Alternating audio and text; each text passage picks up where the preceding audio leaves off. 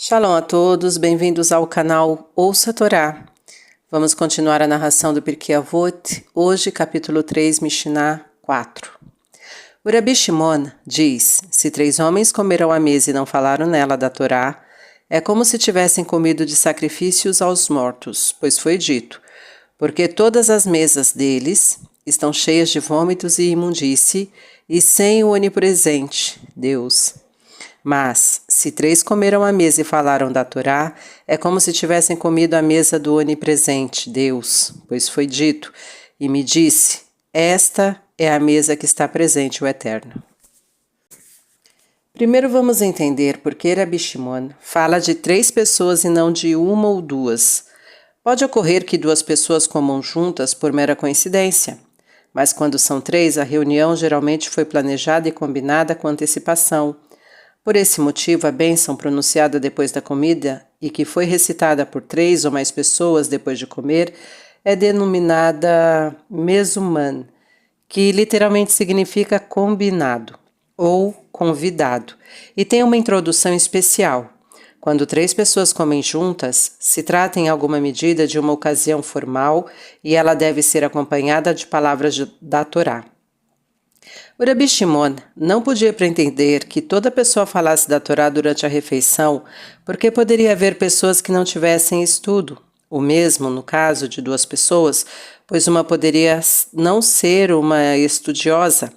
Mas o Rabi Shimon não podia conceber que 3 judeus se reunissem sem que ao menos um fosse capaz de falar algumas palavras sobre a Torá.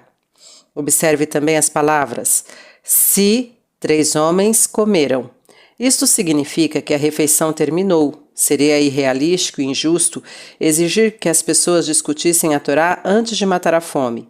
E durante a refeição é proibido falar. A conversa sobre a Torá deve vir, então, depois que os 3 comeram. O Talmud declara que, quando existia o templo, o israelita espiava seus pecados, oferecendo sacrifícios no altar. Agora que o templo não mais existe, é a mesa familiar que facilita a expiação. Para o judeu devoto e tradicional, a mesa é, por certo, um altar, e o alimento nela servido é, num sentido muito real, uma oferenda. Somos receptores da generosidade com que o Eterno nos bendice e comemos para sermos saudáveis e servi-lo melhor. Com efeito, oferecemos o nosso alimento em serviço ao Todo-Poderoso. Frequentemente, nossa mesa se converte no altar ainda em outro sentido. Isto ocorre quando convidamos hóspedes pobres e necessitados para compartilhar a nossa comida. O alimento que colocamos sobre a mesa se transforma num sacrifício dos nossos bens e posses que damos de coração para ajudar os outros. Em cumprimento aos desejos do céu, como nosso altar no exílio, a mesa deve ser santificada com palavras alusivas à Torá toda vez que a utilizarmos. Nas Sagradas Escrituras são mencionados repetidamente os 3 tipos de líderes judeus. O Raham, homem sábio que representa o ideal da Torá, o estudo e o conhecimento da palavra divina. O Cohen, sacerdote, que simboliza o princípio da Avodá, o serviço divino e culto ao Todo-Poderoso. E o Navi, profeta, que representa o fundamento de Gemilut Hassadim, a bondade e a ajuda ao próximo, virtudes que prega constantemente. Agindo conforme sua tradição, o judeu em sua mesa de refeições se torna naquele momento Raham, Cohen e Navi. E ele revive os ideais que os 3 tipos representam e converte sua refeição num veículo de expressão dos 3 princípios fundamentais do judaísmo. Tendo convidado pessoas para comer à sua mesa, o judeu realiza um ato de benevolência, Gemilut Hassadim. Com suas bênçãos sobre a comida, ele eleva ao nível de uma oferenda algo ingerido para servir ao Todo-Poderoso. Deste modo, é, em certo sentido, um Cohen que preside um serviço sagrado e, finalmente, dizendo palavras da Torá, conforme a frase do Rabi Shimon. Segue o caminho do Raham, que conduz ao conhecimento divino. Lemos no Talmud que uma das coisas que prolongam os anos de vida de um ser humano é o prolongamento de suas refeições. Em seu sentido mais simples, Significa que comer lentamente é mais saudável. Contudo, pode significar que uma pessoa deve prolongar a duração da refeição com palavras da Torá e, em vez de sair precipitadamente após engolir o alimento, deveria se demorar para estudar a lei. Ao acrescentar algo sagrado à sua mesa, você se tornará credor de uma vida mais duradoura e tranquila, como o lapso da sua refeição. Outro matiz em seu significado vem à luz se traduzirmos a expressão talmúdica como a extensão da própria mesa, em vez de prolongamento das refeições. Certamente, isto não significa acrescentar uma tábua à mesa, mas fazer com que a sua mesa tenha um alcance ampliado, como dando comida aos pobres, de modo que, quando você estiver desfrutando de uma refeição em Nova York, por exemplo, a generosidade e a bênção de sua mesa se estende a outros lares e em muitos outros lugares. Então, muitas pessoas comerão graças à sua generosidade. Quando você estender a sua mesa desta maneira, será recompensado com o prolongamento da sua vida própria. Da sua própria vida. A ideia de considerar a mesa um altar e enobrecê-la com palavras da Torá surge em parte do sentimento de que o processo físico de comer não é particularmente edificante nem enobrecedor e, consequentemente, requer redenção e santificação. Lemos na Torá: e servireis ao Eterno vosso Deus, e ele abençoará o teu pão. Os comentaristas chamam a atenção para o fato de que servireis está no plural e teu pão no singular. O Ruach Haim explica: a oração é uma atividade essencialmente comunitária. O ideal é que sempre oremos juntos, portanto aí está o plural. Comer, contudo, é algo que se faz melhor sozinho, com privacidade, pois trata-se de um ato de caráter animal. Daí, portanto, teu pão está no singular. Porém, se insistirmos em tornar a refeição um acontecimento social, devemos santificá-la pronunciando palavras da Torá antes que se converta numa demonstração de glutonia generalizada. Nesse sentido, as palavras da Torá atuam como uma forma de bênção recitada sobre a mesa. Isto é confirmado pelo texto da nossa Mishnah. Se 3 homens comeram à mesa e não falaram nela alav da Torá, se as bênçãos al Mikra Megillah, sobre a leitura da Megillah, e al Mitzvat Tefilin, sobre a mitzvah dos filactérios, santificam a atividade e indicam seus propósitos, também as palavras da Torá pronunciadas na mesa consagram e dão ao ato de comer um propósito e significado mais elevados. Em consonância com este pensamento, há outro ponto ainda a destacar que nos remete ao relato da criação, onde se lê: Deus disse: produz a terra ervagem, erva que dá semente, árvore de fruto que dá fruto de sua espécie, cuja semente esteja nele sobre a terra. Esta foi a vontade divina dirigida à terra, e em resposta a ela, todas as formas de vegetação germinaram e cresceram. Mas a palavra do Todo-Poderoso não foi simplesmente uma ordem para que se produzisse a criação. Foi a causa e a força primordial que pôs em movimento a criação e que continua mantendo-a neste estado através dos tempos. A palavra de Deus não foi uma onda sonora que, após levar instruções para a terra, deixou de existir. A expressão divina trouxe o processo criativo à existência e continua sendo a causa da contínua criação.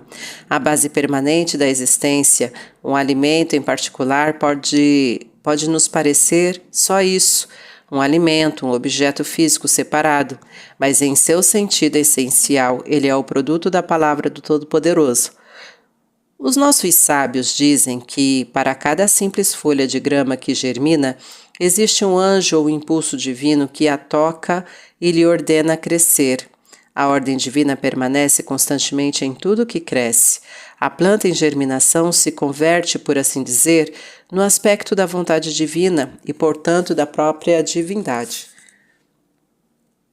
Quando uma pessoa come, seu corpo digere e absorve os elementos e propriedades físicas do alimento, mas o aspecto da divindade que ele contém alimenta e sustenta a alma. Sabemos que, para que a comida seja boa e saudável e para digerirmos bem e obtermos o benefício correspondente, devemos estar relaxados, comer numa atmosfera agradável e com ânimo sereno, para que a alma, a parte sutil e intangível do eu, beneficie-se espiritualmente do elemento divino do alimento. Deve haver uma intenção e uma atitude adequadas.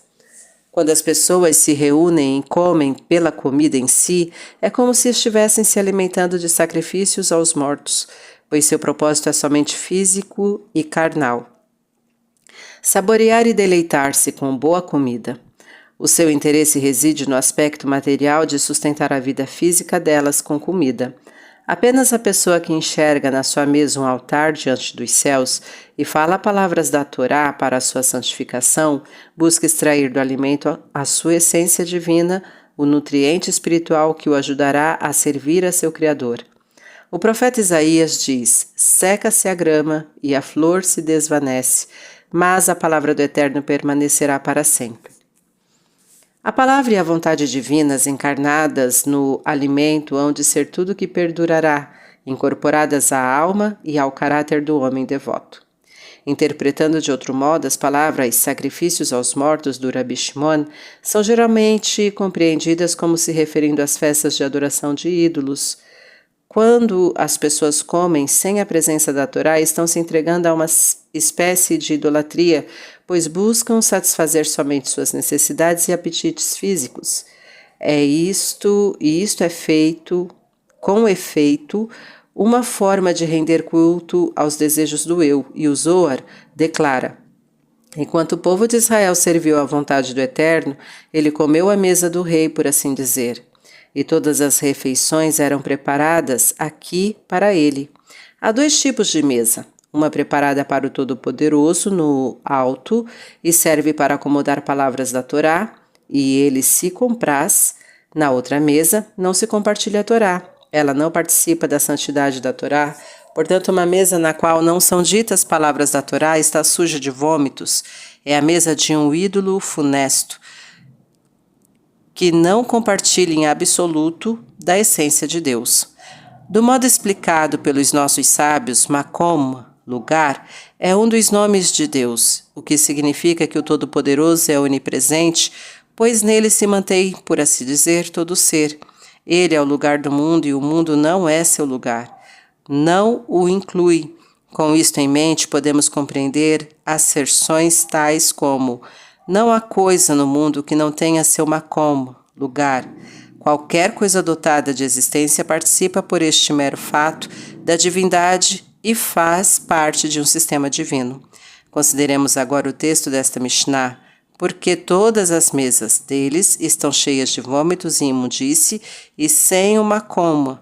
Os que se entregam completamente à satisfação de suas necessidades físicas estão totalmente absorvidos com os prazeres da comida e excluem a Torá por sua recusa em conceder um lugar alheio em suas mesas. Negam o conceito de Deus como uma coma, onipresente. Recusam-se a reconhecer o fato de que, estando no mundo, estão na presença do Todo-Poderoso, ao ponto de que este momento e este lugar também devem ser santificados. Devemos arrumar a nossa mesa de modo que seja digna e se possa dizer dela que esta é a mesa que está perante o Eterno. Vamos continuar em outro momento. Tá gostando do conteúdo do canal? Então curta, comenta, compartilha. Se ainda não é inscrito, se inscreve, ativa o sininho e fica por dentro das novidades. Shalom a todos!